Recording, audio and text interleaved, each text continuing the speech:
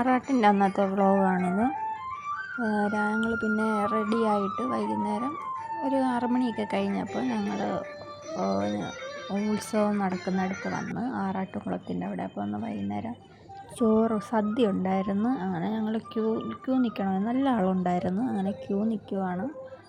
താലം എടുക്കാൻ വരുന്നവരും അല്ലാതെ വരുന്നവരും എല്ലാവർക്കും ഊണുണ്ട്. അങ്ങനെ ഞങ്ങൾ നിൽക്കുവാണ്, വെയിറ്റ് ചെയ്ത് ഓരോരുത്തർ കഴിച്ചിട്ട് ഇറങ്ങുന്നു. സ്ഥലം ഉണ്ടായിരുന്നു, ഞങ്ങൾക്ക് സ്ഥലം കിട്ടിയായിരുന്നു. അത് കഴിഞ്ഞ് പിന്നെ തിരിച്ച് വന്നു കഴിഞ്ഞപ്പോൾ ബലൂണും കാര്യങ്ങളും ഒക്കെ ഉണ്ടായിരുന്നു. അപ്പോൾ അവൻ കിടന്ന് ഭയങ്കര ബഹളമായിരുന്നു, ഒരെണ്ണം മേടിച്ച് കൊടുത്ത്. അങ്ങനെ ഞങ്ങൾ ആറാട്ടുകുളത്തിൻ്റെ അങ്ങോട്ട് പോയപ്പം അവിടെ പറമ്പിൽ ആനയെ കെട്ടിയിട്ടുണ്ടായിരുന്നു. ഈ 3 എണ്ണമായിരുന്നു ഗജമേളയ്ക്ക് വിന്നറായത്. അങ്ങനെ തിടമ്പൊക്കെ എടുക്കുന്നത് ആന ഈ 3 എണ്ണമായിരുന്നു. അപ്പോൾ അങ്ങനെ 3 എണ്ണത്തിനെ സെലക്ട് ചെയ്യുക. അങ്ങനെയാണ് ആറാട്ടിൻ്റെ അന്ന് കൊണ്ടുവരുന്നത്. അങ്ങനെ അമ്മേനെ കുളിപ്പിക്കുകയാണ്. ആറാട്ട് കുളമായിരുന്നത്.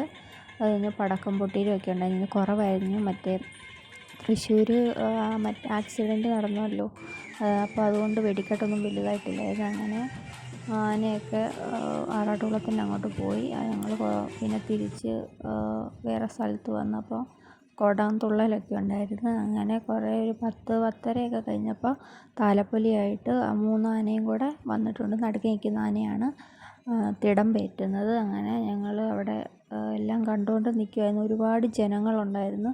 താലപ്പൊലിയാണെങ്കിൽ ഒരു 10,000-10,000 പേര് കാണും 2 സൈഡിലും നിന്ന്. വെളുപ്പിനെ 5 മണി എങ്ങാണ്ടായപ്പോഴാണ് അമ്പലത്തിൽ ചെന്നത്. ഒരുപാട് പേരെടുത്തായിരുന്നു താലം.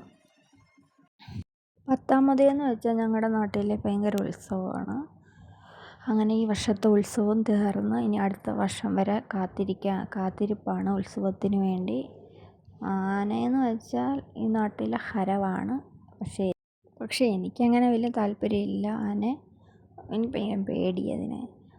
അങ്ങനെ ഇത് ആറാട്ടുകുളത്തിൽ അമ്മ കുളിപ്പിച്ചിട്ടുള്ള ഭാഗമാണ്.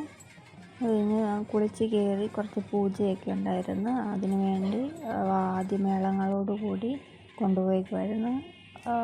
ഇത് ആ ക്ലിപ്പ് തന്നെയാണത്. ഈ രാത്രിയിൽ കുറേ പേര് കാണാനും വീഡിയോ എടുക്കാനൊക്കെ ഉണ്ടായിരുന്നു അവിടെ.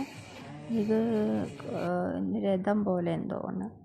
അത് കഴിഞ്ഞ് ഞങ്ങൾ നിന്നിടത്തു നിന്ന് ഈ വാദ്യമേളങ്ങളും ആനകളും താലവും എല്ലാം പോകുന്നതാണിത്.